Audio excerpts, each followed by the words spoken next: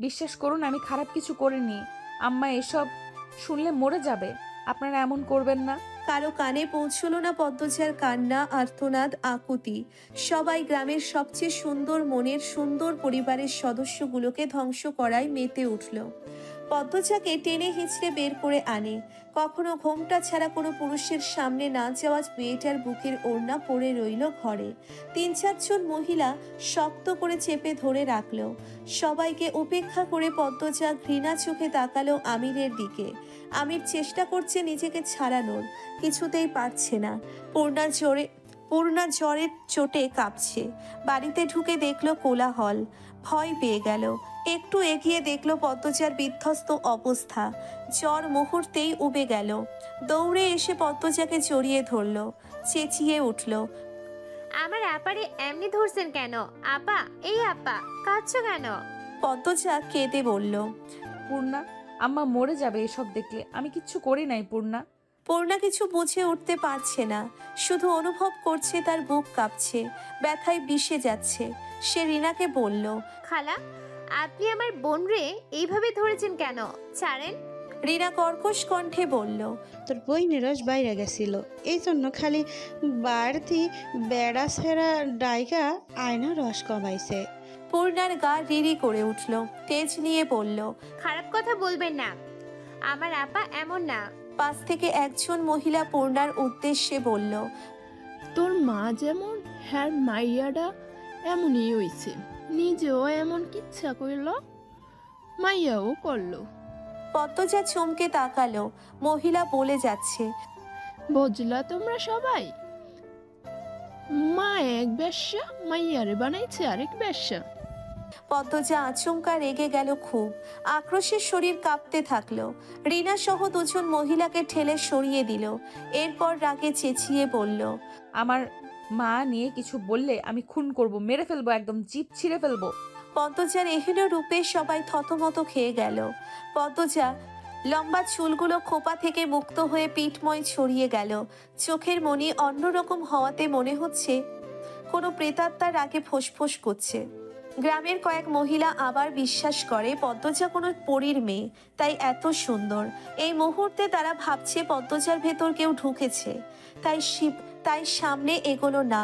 রিনা একাই এগিয়ে আসলো, পদ্মজার চুলের মুঠি ধরে বিশ্রী গালিগালাজ করলো। এরপর কামরুলকে বলল। কামরুল ভাই, এই বান্দিরে বান্ধা লাগাও।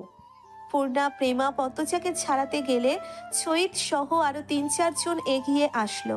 অন্ধকারে ভিড়ে পড়ে পদ্মজা, পূর্ণা, প্রেমা বাজেভাবে উত্তক্ত হলো। কয়টা কালো হাত নিজেদের তৃপ্তি মিটিয়ে নিল।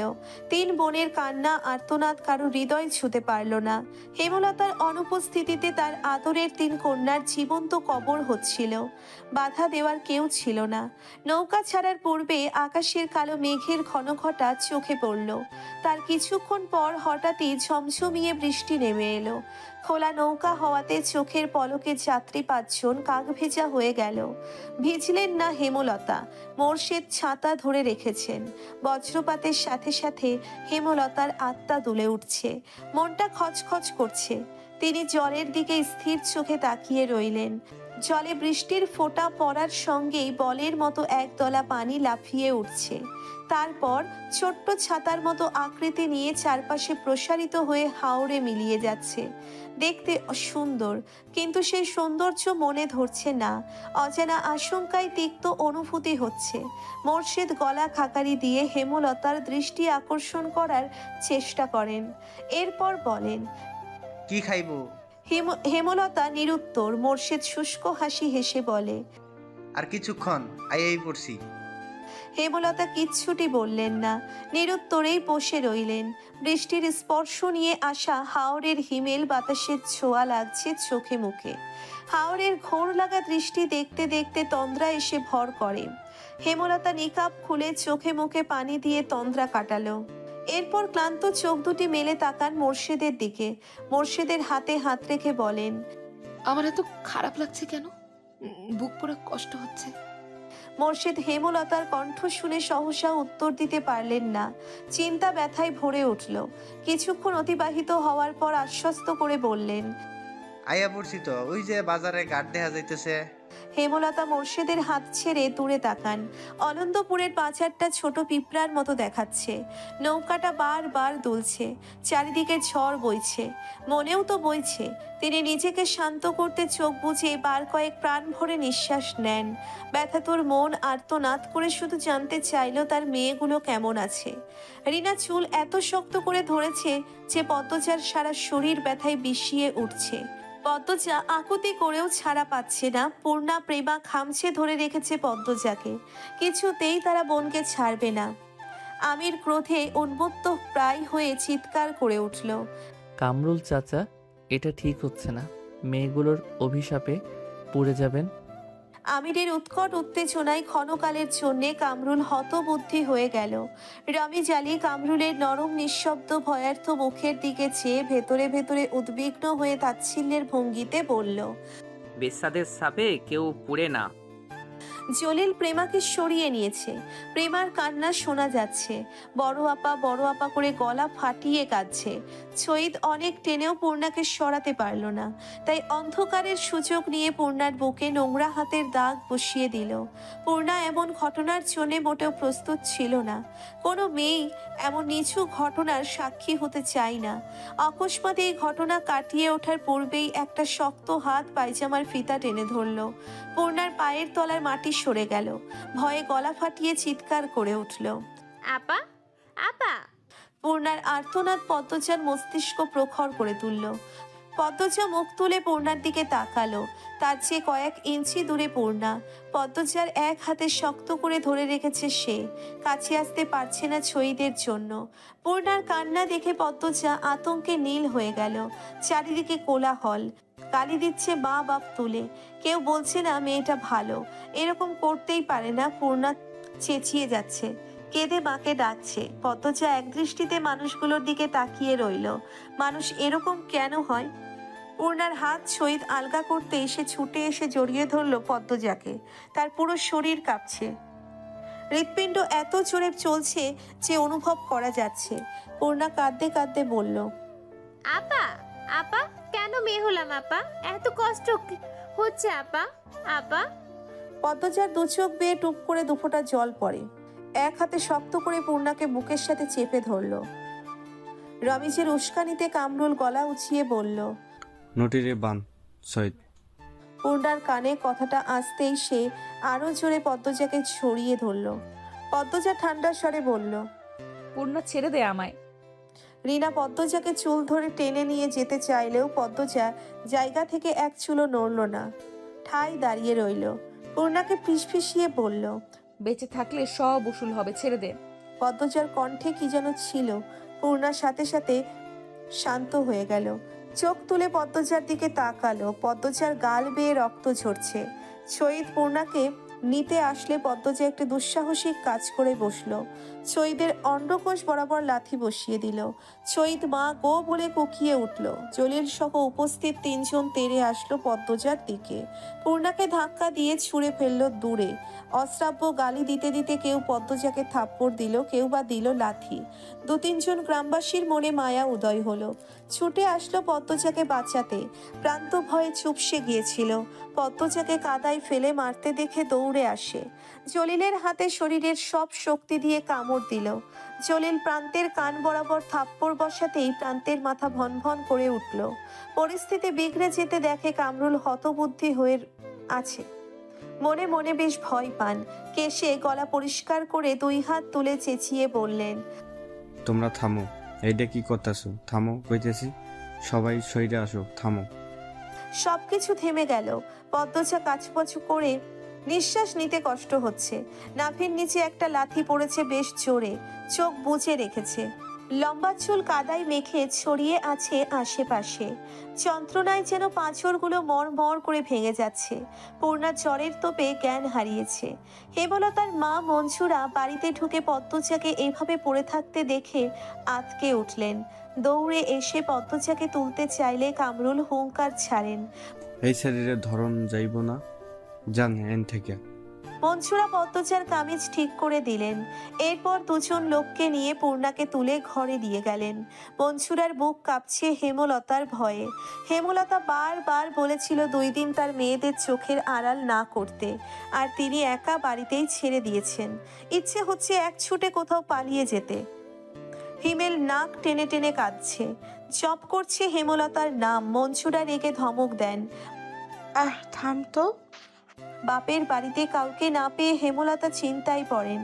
মোর্শেদ বললেন, আমরা আর বাড়িতে গিয়া বইয়া রইছে মনে হয়, আও বাড়িতে যাই। হেমলতা মিনমিনে গলায় বললেন। তাই হবে। দুজন হেঁটে বাড়ির রাস্তায় উঠে তখন পাশ কেটে একজন মহিলা হেঁটে যায়। কিছুটা হাঁটার পর মোর্শেদের খটকা লাগলো। তিনি ঘাড় ঘুরিয়ে তাকান। মহিলাটি অনেক দূর অবধি চলে গিয়েছে।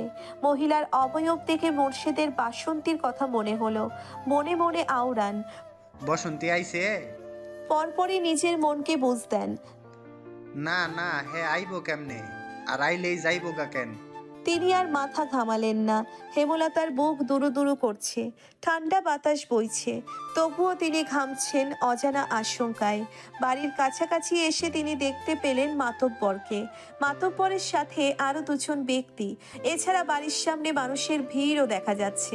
হেমলতার হৃৎপিণ্ড যেন থমকে গেল। মেরুদণ্ড বেয়ে বরফের ন্যায় ঠান্ডা কিছু একটা ছুটে গেল।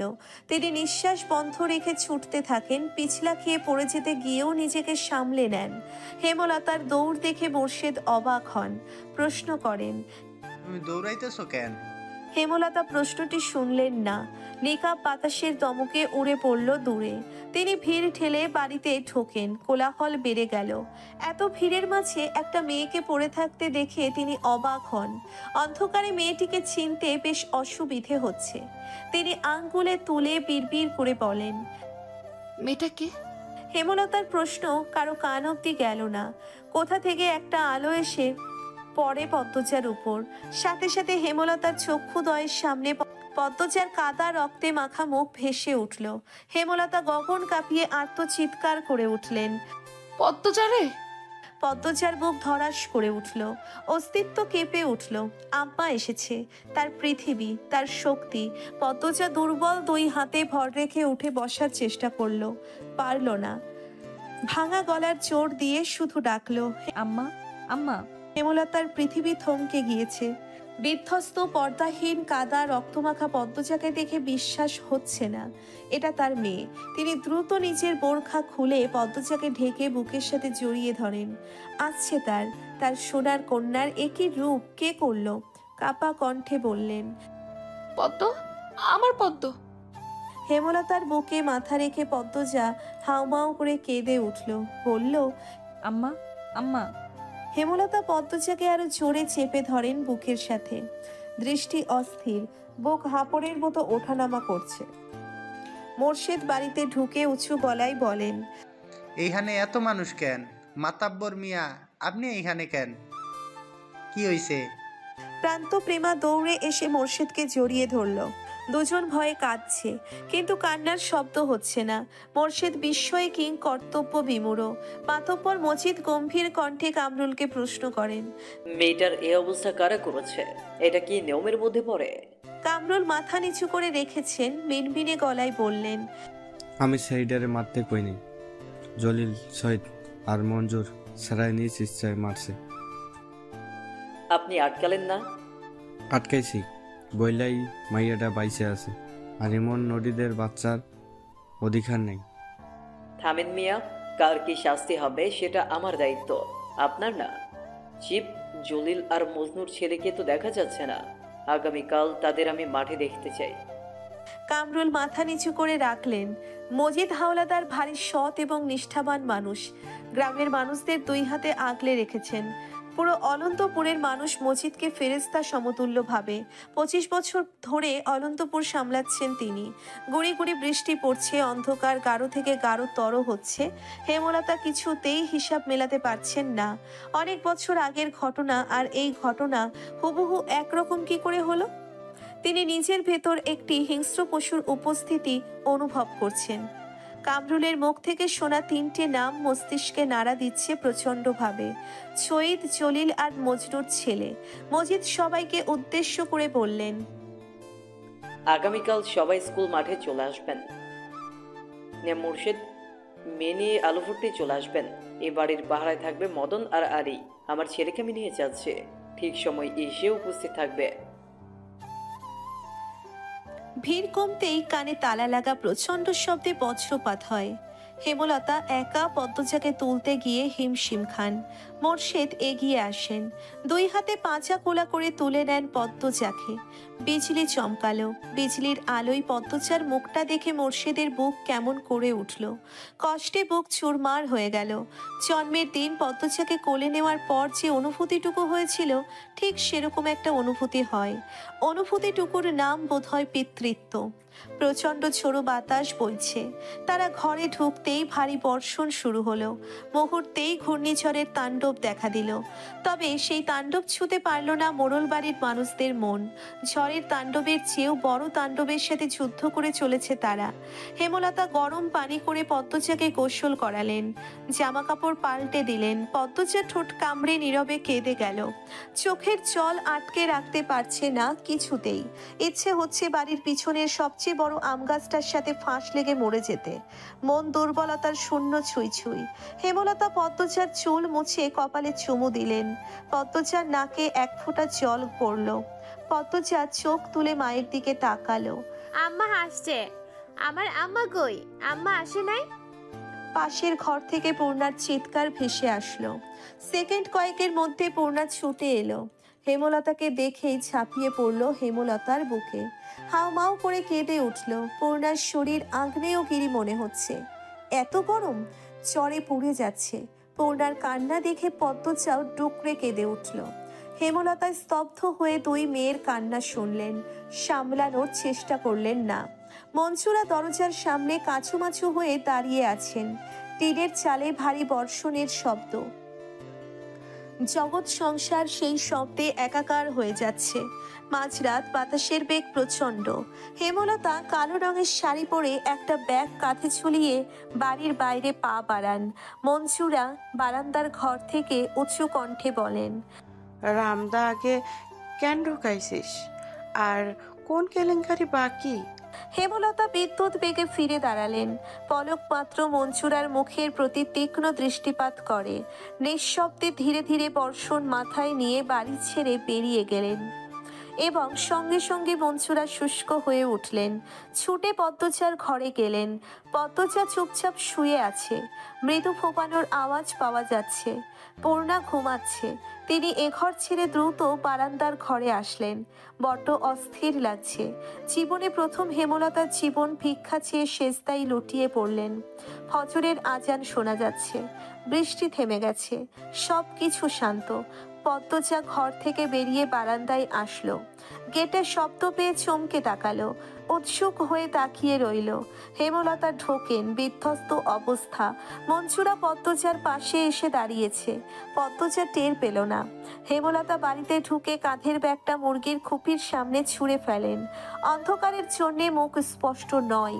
হেমলতা বাড়ির পিছনের দিকে চলে গেলেন। পদ্মজার বুক দুরু দুরু করছে। সে ধীর পায়ে উঠোনে এসে দাঁড়ালো। পেছনে মনসুরা। পায়ের শব্দে চমকে তাকালো পদ্মজা। দেখতে পেল মনসুরাকে। ফিসফিসিয়ে বলল, নানু আম্মা কোথায় গিয়েছিল? মনসুরা ক্ষণকাল নীরব থেকে এরপর বললেন, জানি না। মনসুরার কণ্ঠে ভয়। পদ্মজা দুর্বল শরীর ঠেলে দিয়ে আসলো বাড়ির পিছনে। দেখতে পেল হেমলতা নদীতে নেমে গোসল করছেন। এক নিঃশ্বাসে কয়েকটা ডুব দিলেন। পদ্মজা ব্যস্ত পায়ে ঘাটের কাছে এলো। ক্ষীণ স্বরে ডাকলো, আম্মা। হেমলতা ঘুরে তাকালেন। ঝড় শেষে আকাশ ধবধবে সাদা। অন্ধকার কাটার পথে। পদ্মজা বলল, ঠান্ডা লাগবে। হেমলতা কিচ্ছুটি বললেন না। গোসল শেষ করে উঠে আসেন ওপরে। পদ্মজা আর কিচ্ছু বলল না। হেমলতা উঠোনে এসে মনসুরাকে বললেন, পুনারির আম্মা। পদ্মজা অবাক হয়ে শুধু দেখছে। পূর্ণা আসে ধীরে পায়ে হেঁটে। তার জ্বর অনেকটা কমে এসেছে। মনসুরা দূরে দাঁড়িয়ে রইলেন। হেমলতা মৃদু হেসে পূর্ণাকে বললেন, পদ্মচার পাশে এসে দাঁড়া। পূর্ণা হতবুদ্ধি হয়ে পড়ল। সে বাধ্যের মতো পদ্মচার পাশে এসে দাঁড়ালো। হেমলতা মুরগির খুপির পাশ থেকে কালো ব্যাগটা হাতে তুলে নিলেন। ব্যাগ থেকে একটা রামদা আর একটা কৌটা বের করলেন। পূর্ণা রামদা দেখে চমকে উঠল। দুই বোন চাওয়াচাই করলো একবার। হেমলতা রক্তমাখা রামদা দুই মেয়ের পায়ের সামনে রাখলেন। শীতল কিন্তু তীক্ষ্ণ কণ্ঠে বললেন, মানুষ সৃষ্টির সেরা জীব, আর পৃথিবীতে সেরা মানুষগুলোরই বাঁচার অধিকার আছে, মানুষরূপী পশুদের না। যখন যেখানে কোনো মেয়েকে অসম্মান হতে দেখবি, এক কোপ দিয়ে ও মানুষটার আত্মার দেহ থেকে আলাদা করে দিবি। যে তোকে অসম্মান করেছে সে দোষী, তুই না। তার শাস্তি পাওয়া উচিত, তোর না। তাই আত্মহত্যার কথা কখনো ভাববি না। দোষীর আত্মা হত্যা করা উচিত। আর আমি মনে করি এতে পাপ নেই, বরং পাপীকে বিনাশ না করাটাই পাপ। আর আমার মেয়েরা যেন সেই পাপ কখনো না করে। সেই মেয়েদের এসব কি শিক্ষা দিতেছস তুই? মাথা খারাপ হইয়া গেছে তোর? মনসুরা হই হই করে উঠলেন। হেমলতা ঢোক গিলে মনসুরার কথা হজম করে নিলেন। এরপর আবার মেয়েদের দিকে তাকিয়ে বললেন, আমি কখনো ছেলে চাইনি, মেয়ে চেয়েছি। প্রতিবাদী দুঃসাহসিক মেয়ে চেয়েছি। আল্লাহ আমাকে 3টা মেয়ে দিয়েছেন। এখন সেই মেয়েরা যদি এইটুকুতে দুর্বল হয়ে পড়ে কিভাবে হবে? ঠিক আগের মতোই মাথা উঁচু করে বাঁচবি। যতদিন আমি আছি কেউ তোদের অসম্মান করে টিকতে পারবে না। আমি না হয় যতদিন বেঁচে থাকি তাদের শাস্তি দেব, পৃথিবী থেকে মুছে দেব। কিন্তু যখন থাকবো না, তখন তখন কি তারা বেঁচে থাকবে? বেঁচে থাকতে দেওয়া ঠিক হবে? অন্য কোনো মেয়ের সাথে নোংরামো করবে না তার নিশ্চয়তা আছে? নেই। এখন থেকে নিজেদের শক্ত কর। মেয়েদের সাহস মেয়েদেরই হতে হয়। নিজেকে রক্ষা করার দায়িত্ব নিজের। রাতের স্মৃতি দুঃস্বপ্ন ভেবে ভুলে যেতে বলবো না, মনে রাখ। প্রতিটা মানুষের ভেতরে লুকানো হিংস্র শক্তি আছে। সবাই প্রকাশ করতে জানে না, চিনতে পারে না নিজেকে। গত রাতের ঘটনাটা মনে রেখে নিজের ভেতর লুকানো হিংস্র শক্তিটাকে জাগিয়ে হাতের মুঠোয় রাখ, যাতে সঠিক সময়ে হাতের মুঠো খুলে মেরুদণ্ড সোজা করে দাঁড়াতে পারিস। আঘাতে আঘাতে চুরমার করে দিতে পারিস পাপের জগৎ। এইটুকু বলে হেমলতা ক্লান্ত হয়ে পড়েন। দপ করে বসে পড়েন। পদ্মজা আম্মা, বলে হেমলতাকে ধরতে চাইলে হেমলতা হাত উঠিয়ে বলেন, দাঁড়িয়ে থাক। হেমলতা সময় নিয়ে দম নেন। এরপর কৌটোটা খুলে ঠান্ডা তরল কিছু ঢেলে দেন দুই মেয়ের পায়ে। পূর্ণা কেঁপে উঠে দূরে সরে গেল। পদ্মজা আতঙ্ক নিয়ে প্রশ্ন করে, আম্মা কার রক্ত? রক্তের কথা শুনে ঘৃণা আর ভয়ে পূর্ণার সর্বাঙ্গ রিরি করে উঠল। মনে হচ্ছে পায়ে পোকা কিলবিল করছে। টাটকা তাজা লাল রক্ত বমি গলায় এসে আটকে গেছে। হেমলতা পদ্মজাকে জবাব দিলেন না, শুধু মৃদু হাসলেন। পূর্ণা এই ভয়ঙ্কর দৃশ্য সহ্য করতে না পেরে জ্ঞান হারালো। পদ্মজা দুহাতে চাপটে ধরল পূর্ণাকে। কি আশ্চর্য, এই ভয়ঙ্কর ঘটনা তাকে একটুও বিচলিত করল না। হেমলতার গায়ে ভেজা শাড়ি, তাই পূর্ণাকে ধরলেন না। মনসুরাকে বললেন, পূর্ণারে ঘরে নিয়ে যাও আম্মা। মনসুরা কঠোর চোখে তাকান হেমলতার দিকে। হেমলতা আবারও হাসেন। ভেজা কণ্ঠে বলেন, কালো বলে অবহেলা না করে বুকে আঁকলে রাখলে আমার জীবনটা, আমার মেয়েদের জীবনটা অন্যরকম হতে পারতো আম্মা। হেমলতার কথায় মনসুরার সারা মুখ বিষণ্ণতায় ছেয়ে গেল। তিনি হেমলতার দিকে তাকিয়ে থাকতে পারলেন না। অপরাধ বোধে মাথা নইয়ে ফেললেন। পূর্ণাকে ধরে নিয়ে গেলেন ঘরে। হেমলতা সেখানেই পড়ে রইলেন। আকাশের দিকে তাকিয়ে জোরে নিঃশ্বাস ফেললেন। আলো ফুটেছে পুরোপুরি। পাখির কিচির মিচির শোনা যাচ্ছে। পানি দিয়ে উঠানের রক্ত মুছে দিলেন চিরতরে। রাম দা ধুয়ে লুকিয়ে রাখলেন লাহারি ঘরে। শাড়ি পাল্টে উঠানে পা রাখেন। তখন মগা আসলো। এসে খবর দিল বিচার বসবে দুপুরে। রাতের ঘূর্ণিঝড়ে গ্রামের বেশিরভাগ ঘরবাড়ি উড়ে গেছে। পশু পাখি সহ বিভিন্ন ক্ষতি হয়েছে। অনেক মানুষ আহত হয়েছে। এই খবর শুনে হেমলতার চোখ সজল হয়ে ওঠে। প্রকৃতির দিকে তাকিয়ে কৃতজ্ঞতা প্রকাশ করলেন। প্রকৃতি কখনো কাউকে ছাড়ে না। গ্রামবাসী অন্যায় দেখেও নিস্তব্ধ থেকেছিল। এই বুঝি তারই শাস্তি। মাথার উপর সূর্য, প্রচন্ড তাপদাহ। পূর্ণা, পদ্মজা, হেমলতা কালো বোরখার আবরণে নিজেদের ঢেকে নিয়ে যাত্রা শুরু করেছে অলন্তপুরের মাধ্যমিক স্কুলের উদ্দেশ্যে। খাখা রোদ্দুর, তপ্ত বাতাসের আগুনের হলকা, সবুজ পাতা নেতিয়ে পড়ার দৃশ্য পড়ছে চোখে। মুর্শিদ বাকিদের নিয়ে আসছে। রিনাদের বাড়ির পাশ দিয়ে যাওয়ার পথে করুণ কান্নার স্বর ভেসে আসে। পদ্মজা চোখ তুলে তাকিয়ে দেখলো রিনার বাড়ির ছাদ উড়ে গেছে, গাছপালা ভেঙে উঠোনে পড়ে আছে। হেমলতা পদ্মজাকে টেনে নিয়ে এগিয়ে যান। বটের ছায়ায় আশ্রয় নিচ্ছিল এক রাখাল ছেলে। সে হেমলতার মুখ দেখে বুঝলো পিছনের দুটি মেয়ে পদ্মজা আর পূর্ণা ছুটে আসলো। পদ্মজাকে উদ্দেশ্য করে বলল, পদ্ম আপা, তুমি ডরাইও না, তোমার কিচ্ছু হইব না। চারিদিকে নিঝুম নিস্তব্ধ ঝিম ধরা প্রকৃতি। ঘামে দরদর তৃষ্ণার্ত রাখাল হাঁপিয়ে কথা বলছে। স্কুলে যাওয়ার পথে মাঝে মাঝেই এই 15 বছর রাখালের সাথে দেখা হতো পদ্মচার। পদ্মচার জন্যে পাগল সে, বড় বোনের মতো মান্য করে। পদ্মচা মৃদু করে হাসলো। পদ্মচার মুখের উপর পাতলা পর্দা বলে রাখালের চোখে তা পড়ল না। রাখালকে পিছনে ফেলে 3 মা মেয়ে এগিয়ে চলল। স্কুল মাঠে অনেক মানুষ জমেছে। রাতের ঘূর্ণিঝড়ের জন্য অনন্তপুরের বেশি অর্ধেক মানুষ আসেনি, তবুও প্রায় 500 মানুষ তো এসেছেই। ঘটনা ঘটেছে 8 পাড়ায়, আর তা ছড়িয়ে পড়েছে সব পাড়ায়। যথাসময়ে বিচার কার্য শুরু হলো। পদ্মজা এবং আমির দুজন দুদিকে দাঁড়ালো। মাতব্বর ঠান্ডা গলায় প্রশ্ন করলেন, এদের একসাথে কারা দেখেছেন? রমিজ আলী, কামরুল, মালেক হাত তুলল। মজিদ মাতব্বর বললেন, কি দেখেছেন ব্যাখ্যা করুন। রমিজ আগে আগে উচ্চ কণ্ঠে বলল, আমি দেখছি ঝড়ের সন্ধ্যায় আপনার পোলারে পদ্মজার ঘর থেকে বাইর হইতে, বাড়ি তো আর কেউ আছিল না। আমির রেগে গিয়ে কিছু বলতে চাইল। মজিদ মাতব্বর হাতের ইশারায় আটকে দিলেন। আমির বাপের বাধ্য সন্তান, তাই থেমে গেল। মজিদ মাতব্বর বললেন, আপনি আমিরকে পদ্মজার ঘর থেকেই বের হতে দেখেছেন? রমিজ আলী দৃষ্টি অস্থির রেখে আমতা আমতা শুরু করলেন। দম নিয়ে বললেন, তারে বারান্দা থাইক্কা বাইর হইতে দেখছি। মজিদ মাতব্বর নীরব থেকে এরপর বললেন, তাহলে কোন আন্দাজে আপনি বলছেন তারা নিষিদ্ধ কাজে লিপ্ত ছিল? পদ্মজার সর্বাঙ্গ রিরি করে উঠল। সে চোখ বুজে ফেলল। রমিজ আলী থমকে গিয়ে পরপরই হুঙ্কার দিয়ে ওঠেন, একটা অচেনা ছেঁড়া খালি বাড়ি তো কোনো ছেড়ির কাছে কেন যাইব? আপনার নিজের ছেঁড়া বলে তার দোষ ঢাকতে পারেন না। আমার ছেড়ির বেলা কিন্তু ছাড়েন নাই। যুক্তি দিয়ে কথা বলুন। আপনার মেয়েকে হাতে নাতে ধরা হয়েছিল, তার গায়ে কাপড় ছিল না।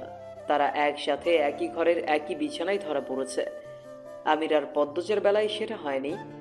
মজিদ মাতব্বরের ক্ষমতা এবং কথার দাপটের সামনে দাঁড়িয়ে থাকতে কষ্ট হচ্ছে রমিজ আলীর। কামরুল চুপসে গিয়েছেন। সামনে নির্বাচন। মজিদ মাতব্বরকে খেপানো মানে নিজের কপালে দুঃখ বয়ে আনা। ভিড়ের মাঝ থেকে কেউ একজন বলল, তাহলে আপনার ছেলে একটা মেয়ের কাছে খালি বাড়িতে গেল কেন? মজিদ মাতব্বর উকি দিয়ে প্রশ্নদাতাকে খুঁজে বের করলেন। তারই প্রতিপক্ষ হারুন রশিদ মজিদ মাতব্বর আমিরের দিকে তাকিয়ে প্রশ্ন করলেন, তুমি কেন গিয়েছিলে পদ্মজার বাড়িতে?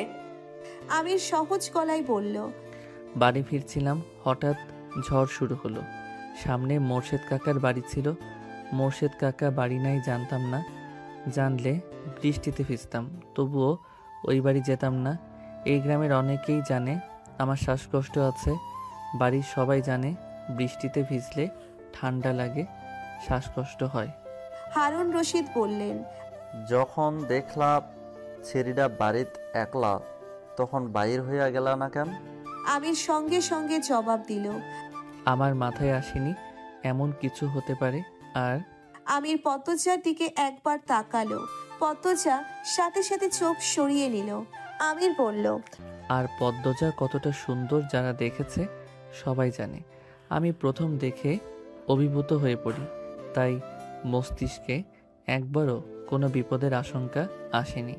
মজিদ মাতব্বর ছেলের শেষ কথা শুনে অসন্তুষ্ট হলেন, তবুও স্বাভাবিক থেকেই বললেন, গ্রামবাসী কোনো প্রমাণ ছাড়াই লাফিয়েছে, মেয়েটাকে অপদস্থ করেছে।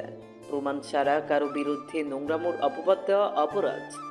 মজিদ মাতব্বর কামরুলের দিকে তাকিয়ে তাকে লক্ষ্য করে বললেন, চিপ, মজনুর ছেলে আরেকটা কে যেন, কোথায় তারা? কামরুল ধীর ভাবে বলল, পাই নাই খোঁজে, মনে হয় ভয়ে কোনো হানে লুকাইছে। রমিজ আলী হঠাৎ গম গম করে উঠলেন, এইটা আমি মানি না। তারারে আপনি ছাইড়া দিতে পারেন না?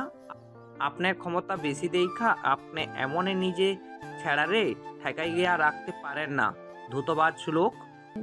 আমি রেগে মেগে রমিজালিকে ধরতে এলে মজিদ গর্জন করে উঠলেন। আমির, আমির কিরমির করে রাগ হজম করার চেষ্টা করলো।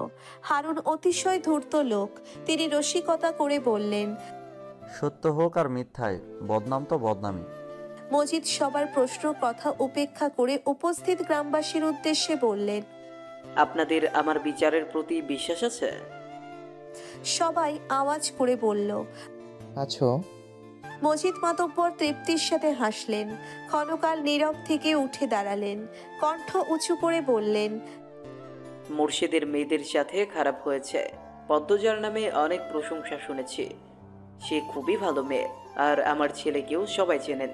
সে কেমন, যারা যারা দোষ করেছে তাদের খোঁজ বের করে শাস্তি দেওয়া হবে। পদ্মজা আর আমির নামে যে পাপের অভিযোগ করা হয়েছে তার যুক্তিগত প্রমাণ নেই, আর প্রমাণ ছাড়া আমি কখনো কাউকে শাস্তি দিইনি, আজও দিব না। তবে আমি আজ সবার সামনে মোর্শেদ আর তার স্ত্রীর কাছে একটা প্রস্তাব রাখব। হেমলতা, মোর্শেদ সহ উপস্থিত সবাই কৌতূহল নিয়ে তাকালো। মজিদ মাতব্বর বললেন, পদ্মজাকে আমিরের বউ করে নিয়ে যেতে চাই। চারিদিকে কোলাহল বেড়ে গেল। সব কোলাহল সম্পূর্ণ উপেক্ষা করে স্বপ্নাবিষ্টের মতো শুধু মজিদ মাতব্বরের প্রস্তাবটি পদ্মজার কানে বাজতে থাকলো। জীবনের কোন মোড়ে এসে দাঁড়িয়েছে সে? সূর্যের প্রখর তাপে সমস্ত প্রকৃতি যেন নির্জীব হয়ে উঠেছে। উপস্থিত সবার মধ্যে চাপা উত্তেজনা কাজ করছে। রমিজালি, হারুন রশিদ নামক ধূর্ত মানুষগুলোর চোখ ছানা পড়া। মজিদ মাতব্বর ধীর শান্ত কণ্ঠে বললেন, আপনারা চাইলে সময় নিতে পারেন, আজ এখানে। হেমলতা কথার মাঝে আটকে গিয়ে বললেন, আপনি বিয়ের তারিখ ঠিক করুন। মজিদ মাতব্বরের প্রস্তাবের চেয়ে এই প্রস্তাবে হেমলতার রাজি হওয়াটা যেন কোলাহল মুহূর্তেই দ্বিগুণ বাড়িয়ে দিল। পদ্মজা হতবাক, বিস্ময়ে কিং কর্তব্য বিমূঢ়। মোর্শেদ চোখ বড় করে হেমলতার দিকে দৃষ্টিপাত করেন। আশপাশ থেকে ফিসফুসানি ভেসে আসছে। মজিদ মাতব্বর মৃদু হাসলেন, এরপর আনন্দের সহিত সবাইকে নিমন্ত্রণ করলেন। আগামী শুক্রবার আমার ছেলের সাথে মুর্শিদের বড় মেয়ের বিবাহ, আপনাদের সবার নিমন্ত্রণ রইল। কথা শেষ করে হেমলতার দিকে তাকিয়ে প্রশ্ন করলেন, দিন তারিখ ঠিক আছে? হেমলতা সম্মতি জানালেন। মুর্শিদ অবাকের চরম পর্যায়ে, কোনো কথা আসছে না মুখে। পদ্মজা ঢোক গিলে ব্যাপারটা হজম করে নিল। মহিমের সাথে যখন তার বিয়ের আলোচনা হলো তখন সে ভারী অবাক হয়েছিল। লিখন সহ নামে একটি মানুষকে মনে পড়েছিল। এখন তেমন কিছুই হচ্ছে না। অনুভূতিগুলো ভোতা, যা হওয়ার হবে। সেসব নিয়ে ভেবে লাভ নেই। বিচার সভা ভেঙে গেল। মজিদ মাতব্বর আলাদা করে মোর্শেদের সাথে কথা বললেন।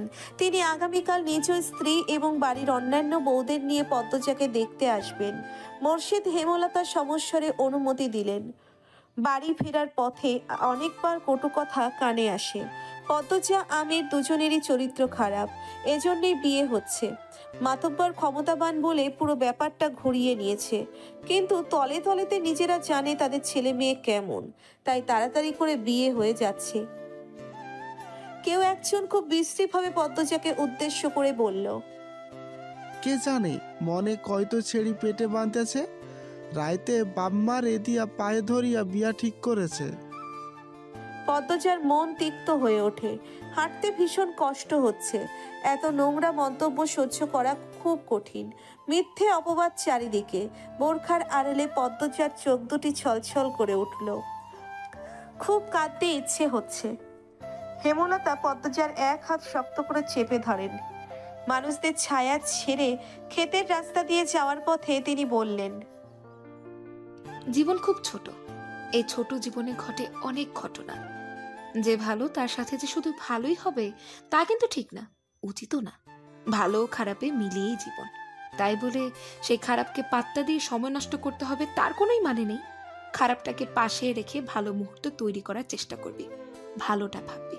শুধুমাত্র কয়েকজনের কথা কি আসে যায়? পুরো গ্রামবাসী জানে তুই কেমন। পুরো অনন্তপুরের যত মানুষ আজ এসেছে তাদের মধ্যে বেশিরভাগ মানুষই মনে মনে তোর গুণগানই গেয়েছে। তারা মনে মনে বিশ্বাস করে তুই নির্দোষ। কিন্তু চুপ ছিল। যারা খারাপের দলে তারা সংখ্যায় কম বলে কোলাহল করে নিজেদের দাপট দেখাতে চেয়েছিল। সবার অগোচরে বোঝাতে চেয়েছিল আমরা অনেকজন, কিন্তু পারেনি। কোলাহল কোনো কিছুর সমাধান নয়। এখন যারা নিন্দা করলো তারা নিজেদের নিচু মনের পরিচয় দিয়েছে, সেই সাথে আমল নামায় পাপের সংখ্যা বাড়িয়ে দিল। তাদের শাস্তি পৃথিবী এবং আখিরাত দুটোতেই হবে। একদিন এদের শাস্তি হবে, এই কথাটা ভেবে খুশি হ। সব ভুলে যা, বাকি জীবন পড়েই রয়েছে। সেসব নিয়ে ভাব। চোখের জল অতি আপনজন এবং আল্লাহর জন্য ফেলা উচিত, এদের মতো কুমানুষদের জন্য না। পদ্মজা হু হু করে কেঁদে উঠল।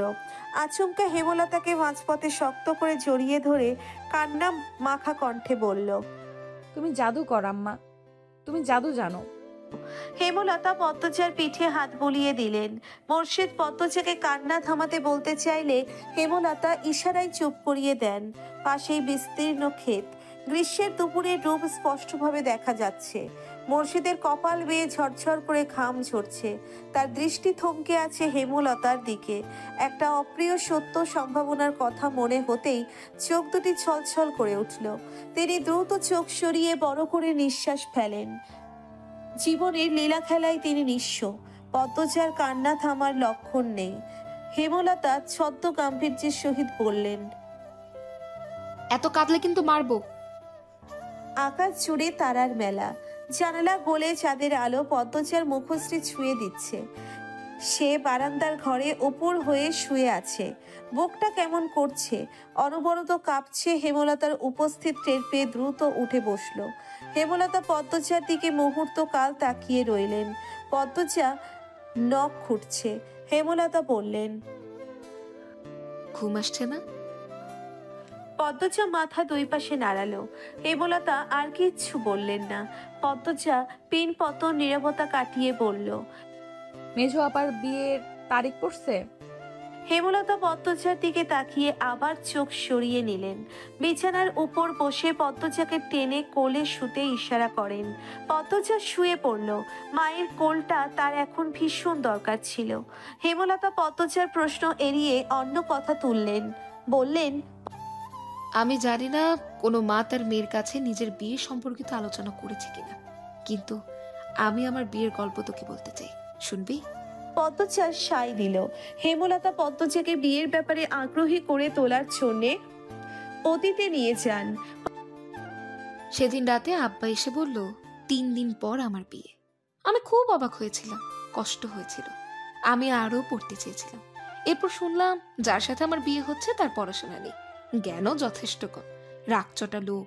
এসব তথ্য জেনে রাগ মন খারাপ কিছুই হয়নি, ভয় হয় না জানি কেমন যাবে সংসার। বিয়ের দিন ঘনিয়ে এলো। তোর আব্বাকে তখন আমি দেখিনি। বিয়ের দিন আয়নায় প্রথম দেখি, কালো একটা মুখ, চোখ দুটি গভীর। কখনো না দেখা মানুষটাকে প্রথম দেখেই মন হয় আমার সবচেয়ে আপন একজন মানুষ। সব ভয় কেটে গেল। বিদায়ের সময় সবাই বলছিল দুজনকে খুব মানিয়েছে, রাত জোটক। একজন হিন্দু দিদি বলেছিলেন সাক্ষাৎ রাম সীতা। 8 পারে যদি একজন 6 ফুট লম্বার মানুষ থাকে তবে সেটা তোদের আব্বা ছিল। বিয়ের পর জানতে পারি তোর আব্বাকে বিয়ে করার জন্য অনেক মেয়েই পাগল ছিল। নিজেকে খুব সৌভাগ্যবতী মনে হতো। অশিক্ষিত ভেবে নাক কুচকেছিলাম। সেই আমি তোর আব্বার জন্য দিনকে রাত, রাতকে দিন মানতে রাজি ছিলাম। এতটাই ভালোবেসে গিয়েছিলাম যে তোর আব্বা ছুরি নিয়ে রক্তের আবদার করলে আমি আমার বুক পেতে দিতাম। পদ্মজা মাঝপথে আটকে দিয়ে বলল, তাও তো আব্বা তোমাকে ভালোবাসেনি আম্মা। হেমলতার হাসি উজ্জ্বল মুখটা নিভে গেল। অপ্রতিভ হয়ে উঠলেন। তিনি দৃষ্টি এলোমেলো রেখে বললেন, তাকে বিয়ে করতে বাধ্য করা হয়েছিল। পদ্মজা চুপ করে রইল। হেমলতাও নিশ্চুপ। দরজার পাশে মোর্শেদ বসেছিলেন, বিড়ি ফুঁকছিলেন। হেমলতার প্রতিটি কথা বুড়ো হয়ে যাওয়া মনটাকে দুমড়ে মুচড়ে দিল। তিনি বিড়ি নিয়ে বেরিয়ে যান চৌরাস্তার উদ্দেশ্যে। চৌরাস্তার পাশে একটি বড় ব্রিজ আছে। ব্রিজে দক্ষিণা হাওয়ার তীব্রতা খুব বেশি। সেখানেই এসে দাঁড়ান। ফেলে আসা জীবনের প্রতিটি পদক্ষেপ চোখ বুজে মনে করার চেষ্টা করেন। বেশ কিছুক্ষণ পর পদ্মজা বলল, আম্মা প্রতিজ্ঞা করেছিলাম আর প্রশ্ন করব না, তবুও বলবো একদিন। পদ্মজা আর জিজ্ঞাসা করলো না কোনোদিন বলবে। নিশ্চুপতার অবস্থানে ফিরে গেল। মুহূর্তকাল স্থির থেকে হেমলতা বললেন, পূর্ণা খুব কান্নাকাটি করে দেখলাম, মেয়েটা এত দুর্বল কি করে হলো? পদ্মজা হেমলতার এক হাত মুঠোয় নিয়ে আশ্বস্ত করলো, আমি আছি আম্মা, সামলে নেব। ঘরে যা, রাত হয়েছে অনেক। পদ্মজা উঠে বসলো, ওড়নাটা ভালো করে টেনে নিয়ে জুতা পরলো, বেরিয়ে যাওয়ার জন্য পা বাড়ালো। হেমলতা বিছানার শেষ অংশ থেকে বালিশ টেনে নেন। বালিশের নিচে দুটি কাগজ ভাঁজ করা ছিল। হেমলতা হাত বাড়িয়ে নেন, পদ্মজার উদ্দেশ্যে বলল, পদ্মজা, এগুলো কি? হেমলতা ভাঁজ খোলেন। পদ্মজা ফিরে তাকায়। হেমলতার হাতের এখনের চিঠি দুটো দেখে সর্বাঙ্গে বৈদ্যুতিক কিছু একটা ছড়িয়ে পড়ে। শরীর কাঁপিয়ে দিল, মাটি যেন দুই পা টেনে ধরল। হেমলতা প্রথম লাইন পড়ে বেশ অবাক হন। পদ্মজার দিকে একবার চকিতে তাকান, এরপর এক নিঃশ্বাসে দুটো চিঠি পড়ে শেষ করেন। পড়া শেষে থম মেরে বসে রইলেন অনেকক্ষণ। ভয়ে পদ্মজার দুই চোখ বেয়ে জল পড়ছে। মাথা নত করে দাঁড়িয়ে রয়েছে। হেমলতা ধীর পায়ে হেঁটে আসেন পদ্মজার কাছে। দুই ভ্রু প্রসারিত করে শান্ত অথচ তীক্ষ্ণ কণ্ঠে বলেন, এসব কবে হয়েছে? আমাকে জানাসনি কেন? পদ্মজা প্যাচ প্যাচ করে কেঁদে বলল, যখন ওনারা শুটিং করতে আসেন। পদ্মজার মনে হচ্ছে এখনই সে অজ্ঞান হয়ে যাবে, কিন্তু কিছুতেই হচ্ছে না। মনে মনে প্রার্থনা করছে যেন অজ্ঞান হয়ে পড়ে যেতে পারে সে, তাহলে এই লজ্জা থেকে বাঁচা যাবে। হেমলতা পদ্মজাকে পরখ করে নেন। পদ্মজা অস্বাভাবিকভাবে কাঁপছে, বারবার নিচের ঠোঁট কামড়ে ধরছে। পদ্মজা হেমলতাকে চুপ থাকতে দেখে বলল, তুমি যা বলবা তাই হবে আম্মা, আমার উপর রেগে যেও না। আজ যেন শুধু মোড়ল বাড়ির মাথার উপরে সূর্যটা উঠেছে। সকাল থেকে আত্মীয় আপ্যায়নের প্রস্তুতির তোড়জোড় চলছে। সবাই ঘেমে একাকার, বাড়ির প্রতিটি মানুষ ব্যস্ত। মসজিদ হিমেল ও প্রান্তকে নিয়ে বাজার করে ফিরেছেন সূর্য ওঠার মাথায়। লাহারি ঘরের পাশে বড় উনুন করা হয়েছে। সাধারণ চালের পরিবর্তে সুগন্ধি সেদ্ধ চালের ভাত রান্না করা হয়েছে। ফিরনি রাজহাংসের মাংস রান্না হচ্ছে।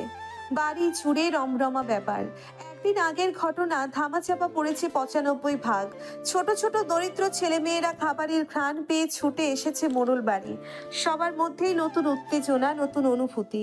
শুধু পূর্ণা এখনো সেদিনের ঘটনা থেকে বেরোতে পারছে না। চিত হয়ে শুয়ে আছে ঘরে। পদ্মজা মঞ্জুরা আর শিউলির মাকে কাজে সাহায্য করছিল। হেমলতা ধমকে ঘরে পাঠিয়ে দেন। পদ্মজা ঘামে ভেজা কপাল মুছতে মুছতে ঘরে প্রবেশ করে। পূর্ণার দুচোখ জলে নদী। পদ্মজা বিছানার উপর পা তুলে বসলো। পূর্ণা পদ্মজার উপস্থিতি টের পেয়ে হাতের উল্টো পাশ দিয়ে চোখের জল মুছল। পদ্মজা কণ্ঠ খাদে নামিয়ে বলল, চোখের জল কি শেষ হয় না? পূর্ণা নিরুত্তর। পদ্মজা অভিজ্ঞ স্বরে বলল, এক পূর্ণা, এইসব মনে রাখলে তোরই ক্ষতি। দেখছিস না আমি একদিনের ব্যবধানে সব ভুলে হবু শ্বশুর বাড়ির মানুষদের জন্য রান্না বান্না করছি। তুইও ভুলে যা, তোর বন্ধুরা আসছে, তুই নাকি তাদের ধমকে দিয়েছিস। এটা কিন্তু ঠিক না। পূর্ণা পদ্মজার দিকে তাকালো, দৃষ্টি ভীষণ শীতল। পদ্মজাকে বলল, সত্যি ভুলতে পেরেছো আপা তুমি? পদ্মজা সঙ্গে সঙ্গে উত্তর দিল, ভুলিনি, কিন্তু সহ্য করতে পেরেছি। তোর মতো চোখের জল অপাত্রে ঢালছি না। পূর্ণা উঠে বসে একটা বালিশ বুকে জড়িয়ে ধরে দায়সারা ভাবে বলল, তুমি অনেক শক্ত আপা, আমি খুব দুর্বল, আমি ভুলতে পারছি না। পদ্মজা আর এই বিষয়ে কথা বাড়ালো না। পূর্ণার গা ঘেঁষে বসে ফিস ফিসিয়ে বলল, গতকাল রাতে কি হয়েছে জানিস? কি হয়েছে? পদ্মজা চারিদিকে চোখ বুলিয়ে বলে, তোর নায়ক ভাইয়ের চিঠি আম্মার হাতে পড়েছে। পূর্ণা আটকে উঠে বলল, সে কি? কখন? কিভাবে? আর বলিস না, সেদিন তুই নানা বাড়ি ছিলি, তখন চিঠি দুইটা বের করেছিলাম, বারান্দার ঘরে বালিশের নিচে রেখে দেই, আর মনে নেই। এরপরে অঘটন ঘটে। এরপর দিন বিচার বসলো, চিঠির কথা ভুলেই গেলাম। বারান্দার ঘরে ছিলাম রাতে, তবুও মনে পড়েনি, আর আম্মা পেয়ে গেল। উত্তেজনা ভয়ে পূর্ণার গলা শুকিয়ে গেছে। প্রশ্ন করলো, আম্মা কি বলছে? কি? পদ্মজা ঠোঁট দুটি উল্টিয়ে কি যেন ভাবে, এরপর ব্যথিত স্বরে বলল, তেমন কিছুই না, এজন্যই আরো ভয় হচ্ছে। কিছুই না? কখন হলো এসব জিজ্ঞাসা করেছে। আমি বললাম তুমি যা বলবে তাই হবে। এরপর আম্মা অনেকক্ষণ আমার দিকে তাকিয়েছিল, তারপর বলল ঘুমা গিয়ে, শেষ। দুই বোন একসাথে চিন্তায় পড়ে গেল। কপাল ভাঁজ করে কিছু ভাবতে শুরু করে। পূর্ণা বলল, আম্মা, তোমার মুখ দেখে বুঝে গেছে তুমি লিখন ভাইকে ভালোবাসো না। পদ্মজা অন্যমনস্ক হয়ে বলল, মনে হয়। পূর্ণা খুব বিরক্তি নিয়ে বলল, লিখন ভাই এত সুন্দর, তোমাকে এত ভালোবাসে, তবু কেন ভালোবাসোনি আপা? লিখন ভাইয়ের চিঠি তো ঠিকই সময় করে করে পড়তে, বিয়ে করতে কি সমস্যা? আম্মা দিলে তো করবই, সমস্যা নেই। তোমার এই ন্যাকার কথা আমার ভালো লাগে না আপা। পদ্মজা হেসে ফেলল পূর্ণার রেগে কথা বলা দেখে। পদ্মজা পূর্ণার এক হাত মুঠোয় নিয়ে বলল, গতকাল রাতে আম্মা আব্বার প্রতি ভালোবাসাটা আমাকে বলছে। প্রথম দেখেই নাকি আপন আপন লেগেছিল। আব্বার জন্য আম্মা দিনকে রাত, রাতকে দিন মানতেও রাজি ছিলেন। এতটা ভালোবাসতেন। আমার তেমন কোনো অনুভূতি হয়নি তোর নায়ক ভাইয়ের জন্য। প্রথম প্রথম কোনো পুরুষের চিঠি পেয়েছিলাম, সবকিছু নতুন ছিল, তাই একটা ঘোর নিয়ে নতুন অনুভূতির সাক্ষাৎ পাচ্ছিলাম। আম্মার ভালোবাসার কথা শোনার পর থেকে মনে হচ্ছে আমি ওনাকে ভালোবাসিনি, সবটাই মোহ ছিল। দূরে যেতেই উবে গেছে। তবে উনি খুব অসাধারণ একজন মানুষ। আম্মা ওনার হাতে তুলে দিলে আমাকে কোনো ভুল হবে না। কিন্তু এখন এটা কল্পনাতীত, পরিস্থিতি পাল্টে গেছে, আমার বিয়ে ঠিক হয়ে গেছে। পদ্মজার এত কথা উপেক্ষা করে পূর্ণা কটমট করে বলল, তোমার কি কালা চাদরে দেখলে আপন আপন লাগে? পদ্মজা চোখ ছোট ছোট করে জিজ্ঞাসা করলো, কালাচাঁদকে? পূর্ণা মিনমিনিয়ে বলল, তোমার হবু জামাই।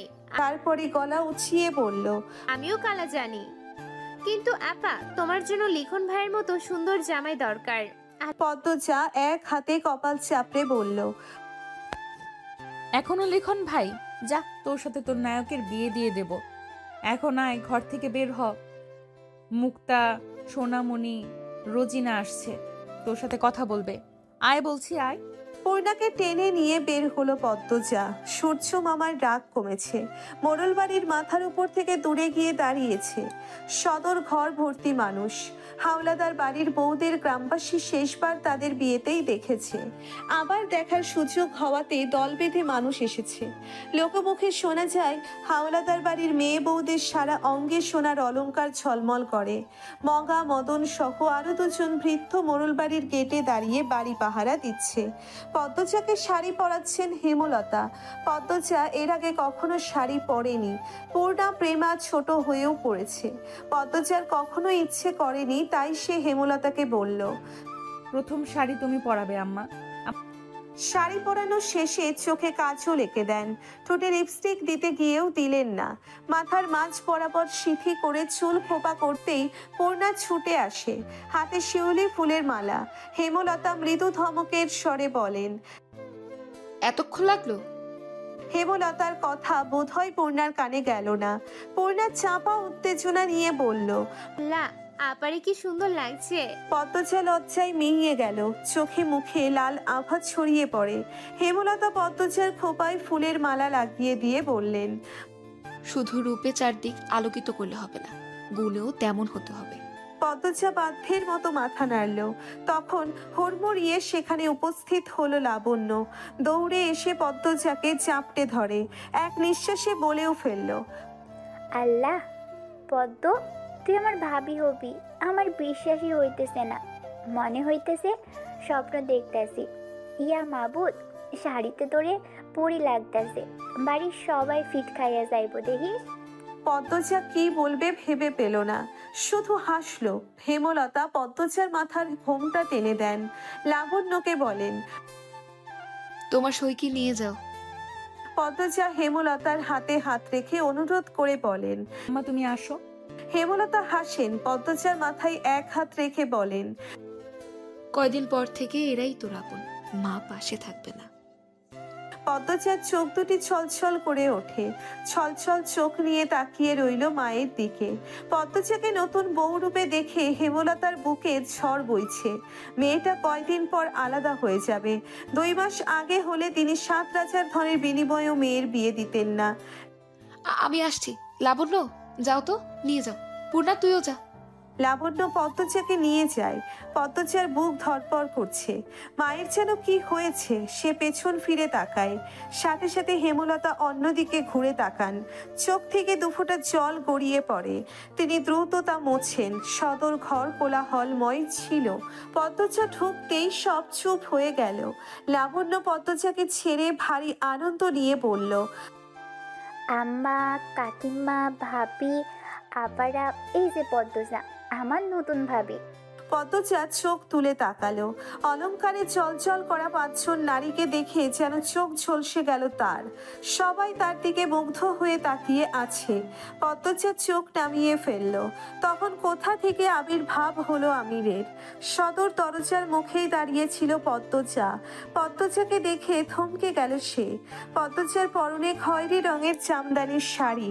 শাড়িতে কোনো মেয়েকে এত সুন্দর মনে হতে পারে এর আগে অনুভব করেনি আমির।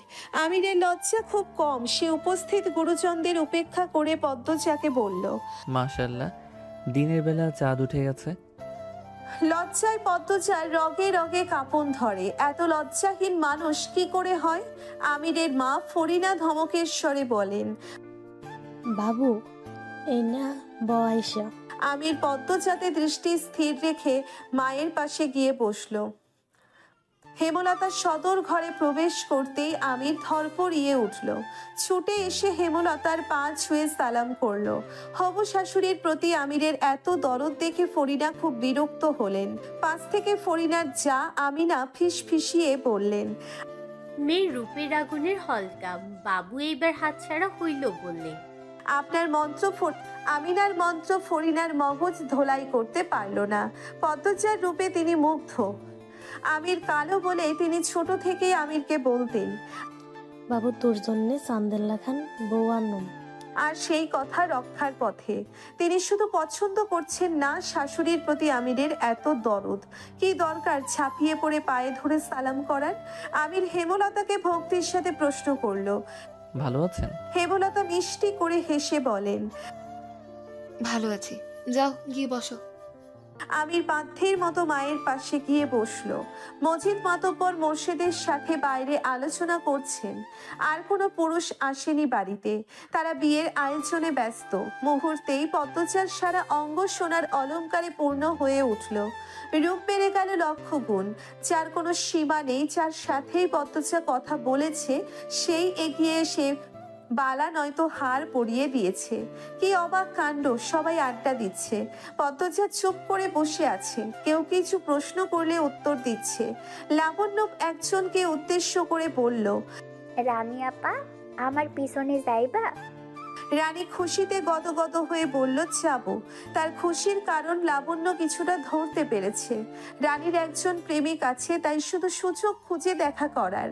যেখানেই দাওয়াত পড়ে সেখানেই তার প্রেমিক উপস্থিত হয়। লাবণ্য সবার কাছে থেকে অনুমতি নিয়ে পদ্মজা পূর্ণা রানীকে নিয়ে বাড়ির পিছনে আসে। রানী বাড়ির পিছনে এসে ঘাটের দিকে ছুটে যায়। একটা নৌকা এসে ভিড়ে। নৌকায় কে ছিল দেখা যায় না। রানী নৌকায় উঠে পড়ে। কারোর সাথে বিরতিহীনভাবে কথা বলছে শোনা যায়। পূর্ণা লাবণ্যকে প্রশ্ন করলো, লাবণ্য আপা, রানী আপা কার সাথে কথা বলে? আব্দুল ভাইয়ের সাথে। কোন আব্দুল? যার কথা ভাবছিস। কথা শেষ করে লাবণ্য চোখ টিপ দিল। পূর্ণা অবাক হয়ে বলল, মাস্টারের সাথে? লাবণ্য হাসে। রানী এগিয়ে আসে। লাবণ্য বলে, কথা শেষ? হ্যাঁ, চলে গেছে। রানী পদ্মজার দিকে তাকিয়ে বলল, মাশাআল্লাহ, তুমি এত সুন্দর, আমার কোলে নিয়ে আদর করতে মন চাইতেছে। পদ্মজা মুচকি হেসে বলল, আপনি খুব শুকনা, আমাকে কোলে নিতে পারবেন না। শুকনা হইতে পারি, শক্তি আছে। রানীর কথা বলার ঢঙে সবাই হেসে উঠল। পূর্ণা আমিরকে দেখে পদ্মজার কানে কানে বলল, আপা তোমার কালাচাঁদ আসছে। পদ্মজা পূর্ণাকে চোখ রাঙিয়ে বলল, কি সব কথা? ওনার বোনেরা আছে? লাবণ্য, রানী, যা এখান থেকে। আমিরের আদেশ শুনে রানী লাবণ্য খুব বিরক্ত হলো। রানী কাঁদো কাঁদো হয়ে বলল, দা ভাই থাকি না। আমির চোখ রাঙিয়ে তাকালো। ধমকের স্বরে বলল, যেতে বলছি যা। লাবণ্য বিরক্তিতে ইস বলে পদ্মজাকে বলল, আই অন্য খানো যাই। পদ্মজা থাকুক, তোরা যা। আমিরের কথা শুনে বেশ চমকালো পদ্মজা। লাবণ্য ফুসফুস করতে করতে বলল, কেন কেন? পদ্মজা পূর্ণা অন্যদিকে ফিরে আছে। আমির দৃষ্টি কঠোর করতেই লাবণ্য রানী চলে গেল। পূর্ণা চলে যেতে চাইলে পদ্মজা পূর্ণার হাত চেপে ধরে। পূর্ণা পদ্মজার হাত ছাড়িয়ে ধীর কণ্ঠে বলল, একা থেকে তোমার কালাজাদের ভালোবাসা খাও। ছি। পূর্ণা ছুটে চলে গেল। আমির পদ্মজার পাশে এসে দাঁড়াতেই পদ্মজা বলল, বিয়ের আগে গুরুজনদের না জানিয়ে এইভাবে একা একা কথা বলা ঠিক না। কি হবে? পদ্মজা কিছুক্ষণ নীরব থেকে বলল, কলঙ্ক লাগবে। আর কি বাকি আছে? পরিমাণ না বাড়ানোই ভালো। পদ্মজার কথা বলতে একটুও গলা কাঁপেনি। বাড়ির ভেতর চলে আসার জন্যে পা বাড়াতেই আমির পদ্মজার এক হাত থাবা দিয়ে ধরে, আবার ছিঁড়ে দিল। পদ্মজা ছিটকে দূরে সরে গেল। আমির বলল, তুমি সত্যি একটা পদ্ম ফুল, পদ্মবতী। এজন্যই লিখন সার মতো সুদর্শন যুবক তোমার প্রেমে পড়েছে। দেখা হওয়ার পর এই প্রথম পদ্মজা চোখ তুলে তাকালো। পরপরই চোখের দৃষ্টি সরিয়ে ছুটে বাড়ির ভেতর চলে গেল। আমির অনেকক্ষণ সেখানে দাঁড়িয়েছিল। দেখতে দেখতে সন্ধ্যা ঘনিয়ে এলো। এবার আত্মীয় বিদায়ের পালা। যাওয়ার পূর্বে লাবণ্য একটা কাগজ পদ্মজার হাতে গুজে দিয়ে বলল, দাদাভাই দিছে। ঘুমাবার আগে পদ্মজা কাপা হাতে কাগজটির ভাঁজটি খুলল। কাগজটিতে যত্ন করে লেখা, সারা অঙ্গ কলঙ্কে ঝলসে যাক, তুই বন্ধু শুধু আমার থাক। সারা বাড়ির সব কাজ শেষ করে হেমলতা ক্লান্ত পায়ে হেঁটে ঘরে আসেন। মোর্শেদ সবে মাত্র শুয়েছেন। হেমলতা বিছানার একপাশে কাত হয়ে শুয়ে চোখ বন্ধ করেন। মোর্শেদ হেমলতার দিকে ফিরে ধীর কণ্ঠে বলেন, ধানের মিলটা পাইয়া যাইতেছি। মোর্শেদের গলা দুর্বল হলেও খুশিতে চোখ চকচক করছে। হেমলতা মৃদু হেসে বলেন, মাতব্বর কি যৌতুক দিচ্ছেন? মোর্শেদ হেসে বলেন, সে কইতেই পারো। সে আমারে কি কইছে জানো? কি কইল, শুনো মুর্শেদ, আজ যে আগে শুনো, আমি কিন্তু শহরের ভাষায় কইতে পারুম না, আমি আমার গ্রামের ভাষায় কইতাছি। হেমলতা মোর্শেদের কথা বলার ভঙ্গি দেখে আওয়াজ করেই হাসলেন। আচ্ছা, যেভাবে ইচ্ছে বলো। বললেন। মোর্শেদ খ্যাক করে গলা পরিষ্কার করে বললেন, কইল, শুনো মুর্শেদ, তোমার ওই মোরল বাড়ি হইতাছে একটা বিল, যে বিলে একটাই পদ্ম ফুল আছে। ওই পদ্ম ফুলটার জন্য এই বিলটা এত সুন্দর, আর আমি সেই পদ্ম ফুলটারে তুইলা নিয়ে আইতেছি। ওই বিলে পদ্ম ফুলটার চেয়ে দামি সুন্দর আর কিছুই নাই, তাই আমার আর কিছু লাগবো না। বিনিময়ে আমি এই খালি বিলটারে ধানের মিল দিয়ে দিলাম। বুঝলালো তা? মাতাব্বর মানুষটা সাক্ষাৎ ফেরেশতা, মন দয়ার সাগর। হেমলতা বললেন ছোট করে। পুনরায় বললেন, একটা কথা। মোর্শেদ জিজ্ঞাসু ইশারা করেন ভ্রু উঁচিয়ে। হেমলতা উঠে বসেন। বলেন, লিখনকে মনে আছে? সে বিয়ের প্রস্তাব দিয়েছিল তোমাকে। মোর্শেদ লেশমাত্র অবাক হলেন না। দায় সারা ভাবে বলেন, এতদিনে জানলা? আমি মনে করছিলাম কবেই যাইনা ফালাইছ। আমি তো আর সব জানতে নই, আমাকে বলনি কেন? বললে কি হইতো? সেরি বিয়া দিতা। আর সেরাটা নায়ক কত সেরির লগে ঘষাঘষি করে, সেরিগুলাও নষ্ট, নষ্টাদের সাথে চলে ওই সেরায়। মুখ খারাপ করো না, ছেলেটার মধ্যে আমি তেমন কিছুই দেখিনি। তুমি আমাকে জানাতে পারতে। নিশ্চিন্তে ছেলেটা সুপাত্র। বর্তমান পরিস্থিতি স্বাভাবিক হলে সে মা বাবা নিয়ে আসলে আমি ফিরিয়ে দিতাম না। থাকে সব কথা, এখন বলেও লাভ নেই। পদ্মজার মন স্থির আছে, পরিস্থিতি ভাগ্য সেখানে নিয়ে যাচ্ছে, সেখানেই গা ভাসিয়ে চলুক। ঘুমাও এখন, ভোরে উঠে গোলাপ ভাইয়ের বাড়িতে যাবা। কত কাজ বাকি, বাড়ির বড় মেয়ের বিয়ে কি সামান্য কথা? হেমলতা একা কথা বলতে বলতে অন্যদিকে ঘুরে শুয়ে পড়েন। কিছু সময়ের ব্যবধানে ঘুমিয়েও পড়লেন। সকাল থেকে পূর্ণার দেখা নেই। পদ্মজা পূর্ণাকে খুঁজে বাড়ির পিছনে আসে। পূর্ণা সিঁড়িঘাটে বসে উদাস হয়ে কি যেন ভাবছে। পদ্মজা পা টিপে হেঁটে আসে। পূর্ণা বোনের উপস্থিতি টের পায়নি। পদ্মজা পূর্ণার পাশে বসে, তবুও পূর্ণা টের পেল না। পদ্মজা পূর্ণাকে ধাক্কা দিল। পূর্ণা চমকে তাকালো, বুকে ফু দিয়ে বলল, ভয় পাইছি। উদাস হয়ে কি ভাবছিস? কিছু না। আবার ওইসব ভাবছিস? কতবার না করলে শুনবি বলতো? পূর্ণা নত যেন হয়ে রইল। ক্ষণকার পার হওয়ার পর ভেজা কণ্ঠে বলল, নিজের ইচ্ছে মনে করে কষ্ট পেতে আমার ইচ্ছে করে না আপা, মনে পড়ে যায়। চেষ্টা তো করবি, আর ভুলতে হবে এমন তো কোনো কথা নেই। এছাড়া অমানুষগুলো তাদের শাস্তি তো পেয়েছেই। পূর্ণা চোখের জল মুছে আগ্রহ নিয়ে বলল, আম্মা তিনজনকে কি করে মারলো আপা? জানি না, জিজ্ঞাসা করবা আমাকে? পদ্মজা ভাবলো, এরপর বলল, আজ না অন্য একদিন। বিয়ে করে তো চলেই যাবা। পদ্মজা অভিমানী হয়ে তাকালো পূর্ণার দিকে, বলল, আর কি আসবো না? ফিরে যাত্রা আছে, আবার এমনিতেও আসবো কয়দিন পর পর। তাহলে কালাচাঁদের সাথে বিয়েটা সত্যি হচ্ছে? তুই কি মিথ্যা ভাবছিস? পূর্ণা বিরক্তিতে কপাল কুঁচকে ফেলল, বলল, লিখন ভাইয়ের জন্য কষ্ট হচ্ছে? লিখন নামটা শুনে পদ্মজা অপ্রতিভ হয়ে উঠল।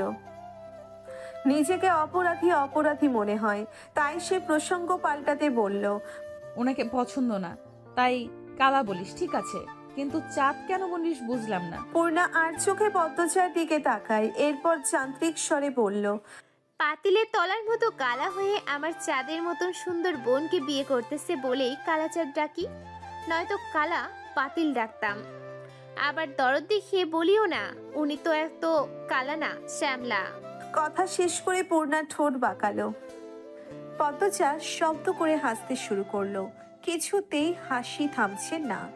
পূর্ণা পদ্মজার দিকে এক দৃষ্টিতে তাকিয়ে থেকে বলল, তুমি তো খুব কঠিন আপা, খুব ধৈর্য তোমার, ঠিক আম্মার মতো। পদ্মজা হাসি থামিয়ে পূর্ণার দিকে তাকালো। সময়টা শুধু দুই বোনের। পদ্মজা মায়াবী স্বরে বলল, আর তুই ঠিক আম্মার বাহ্যিক রূপের জোড়া পর্ব। প্রান্ত প্রেমা হন্তদন্ত হয়ে ছুটে আসে নদীর ঘাটে। পদ্মজার উদ্দেশ্যে বলে, বড় আপা, দোলা ভাই আসছে। আমির আসার খবর শুনেই বাড়ির পেছনের দরজা দিয়ে পদ্মজা নিজের ঘরে চলে গেল। এই লোকটা এত বেহায়া আর নির্লজ্জ। গতকাল সকাল বিকাল বাড়ির সামনে ঘুরঘুর করেছে, সেই খবর পদ্মজা পেয়েছে। আজ একেবারে বাড়িতে। বিয়ের তো আর মাত্র 3 দিন বাকি। এতটুকু সময় নিজেকে নিয়ন্ত্রণ করা কি সম্ভব নয়? পদ্মজা কপাল চাপড়ে বিড়বিড় করে, এ কার সাথে বিয়ে হচ্ছে আল্লাহ? উঠানে হেমলতা ছিলেন। আমির বাড়ির ভেতরে ঢুকেই হেমলতার পা ছুঁয়ে সালাম করলো, এরপর নতজানু হয়ে বলল, কেমন আছেন আম্মা? হেমলতার চক্ষু চড়ক গাছ। আমিরের সাথে মগা এসেছে। মগার হাতে মাছের ব্যাগ, মাথায় ঝুড়ি, তাতে মশলাপাতির সাথে শাক সবজি। বিয়ের আগে এত বাজার, আবার আম্মাও ডাকা হচ্ছে। অপ্রত্যাশিত ব্যাপার স্যাপার। হেমলতা ঢোক গিলে ব্যাপারটা হজম করে নেন। ধীরে সুস্থে বলেন, ভালো আছি। তুমি ভালো আছো? বাড়ির সবাই ভালো আছে? জি জি, সবাই ভালো। আমির মগাকে ইশারা করলো। মগা বারান্দায় মাছের ব্যাগ, মাথার ছুরি রাখলো। হেমলতা আমিরকে বললেন, এত সব বিয়ের আগে আনার কি দরকার ছিল, পাগল ছেলে। আমির হেসে ইতস্তত ভাবে নতজানু অবস্থায় বলল, এমনি। যাও ঘরে গিয়ে বসো। আম্মা। হেমলতা চলে যেতে গিয়ে আবার দাঁড়িয়ে পড়েন। আমির বলল, আম্মা ক্ষমা করবেন, সন্ধ্যার আগে বাড়ি ফিরতে হবে। কোনো দরকার কি ছিল? আসলে আম্মা, পদ্মজার সাথে একটু কথা ছিল। আমির উসখুস করছে, খুব অস্থির, হাত পা এদিক ওদিক নাড়াচ্ছে, কিন্তু চোখ মাটিতে স্থির। হেমলতা আমিরকে ভালো করে পরখ করে নিয়ে বললেন, ঘরে আছে, নয়তো ঘাটে। অনুমতি পেয়ে ব্যস্ত পায়ে হেঁটে গেল আমির। হেমলতা আমিরের যাওয়ার পানে চেয়ে থেকে ভাবেন, ছেলেটার সাথে এখনো চোখাচোখি হয়নি, সবসময় মাথা নত করে রাখে, কিন্তু কথাবার্তায় মনে হলো লাজুক নয় এই ছেলে। হয়তো গুরুজনদের সামনে মাথা নিচু করে রাখা ছোটবেলার স্বভাব। হেমলতা মুচকি হেসে লাহারি ঘরের দিকে এগিয়ে যান। পদ্মজার ঘরের শেষ প্রান্তে বারান্দা আছে। বারান্দা পেরোলেই বাড়ির পেছনের দরজা। আমির আসছে শুনেই ঘর আর বারান্দার মাঝ বরাবর দরজায় পর্দা টানিয়ে দিল পদ্মজা। আমির ঘরের পাশে দাঁড়ালো। পদ্মজা বারান্দার দিকে, পর্দার কাপড় পাতলা মসৃণ। আমির স্পষ্ট পদ্মজার অবয়ব দেখতে পাচ্ছে। তীর তীর করে বাতাস বইছে, সেই বাতাসে পদ্মজার কপালে ছড়িয়ে থাকা চুলগুলো উঠছে অবাধ্য হয়ে। আমির ডাকলো, পদ্মজা।